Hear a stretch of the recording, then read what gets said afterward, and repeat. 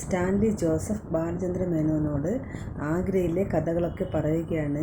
വൈജയന്തി കണ്ടുമുട്ടിയതും സ്നേഹത്തിലായതും അത് കഴിഞ്ഞിട്ട് ഗംഗാധര മേനോന് ട്രാൻസ്ഫർ ആയപ്പോൾ വൈജയന്തിക്ക് അവിടെ ഒരു സ്കൂളിൽ ജോലി വാങ്ങിക്കൊടുത്തതും എല്ലാം പറയുകയാണ്. അന്നത്തെ അവരുടെ പ്രണയത്തെക്കുറിച്ച് പറയുന്നുണ്ട്. ബാലചന്ദ്ര മേനോൻ ഒന്നും മിണ്ടാതെ കേട്ടു നിൽക്കുകയാണ്. വൈജയന്തിയും സ്റ്റാൻലിയും തമ്മിൽ വലിയ പ്രണയത്തിലായിരുന്നു. പിന്നീട് അവർ ഒരു വാടക വീടെടുത്ത് ഭാര്യ ഭർത്താക്കന്മാരായി ജീവിച്ചു തുടങ്ങി. വൈജയന്തി പൂർണ്ണ ഗർഭിണിയായിരുന്ന സമയത്ത് സ്റ്റാൻലിക്ക് നാട്ടിലേക്ക് മടങ്ങിപ്പോരേണ്ടി വന്നു. അമ്മച്ചിക്ക് സുഖമില്ലാത്തത് കൊണ്ടാണെന്നാണ് സ്റ്റാൻലി പറഞ്ഞത്. അമ്മച്ചി പെട്ടെന്ന് മരണപ്പെട്ടു. അപ്പോൾ വൈജയന്തിയെ അവർ താമസിച്ചിരുന്ന വീട്ടിൽ നിന്നും ഗംഗാധര മേനോനും 3-4 പേരും കൂടി വന്ന് ബലമായി പിടിച്ചുകൊണ്ടുപോയി എന്ന് അറിഞ്ഞു.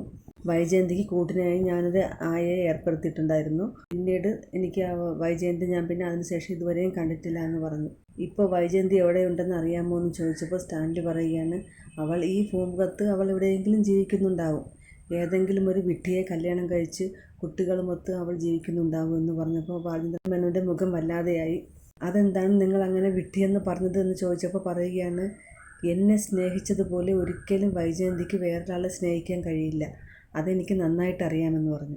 ബാലചന്ദ്ര മേനോൻ പറയുകയാണ്, അത് ശരിയാണ്, നിങ്ങൾ പറഞ്ഞത് വളരെ കറക്റ്റാണ്. അതെങ്ങനെ നിങ്ങൾക്കറിയാം? അതെനിക്കറിയാം.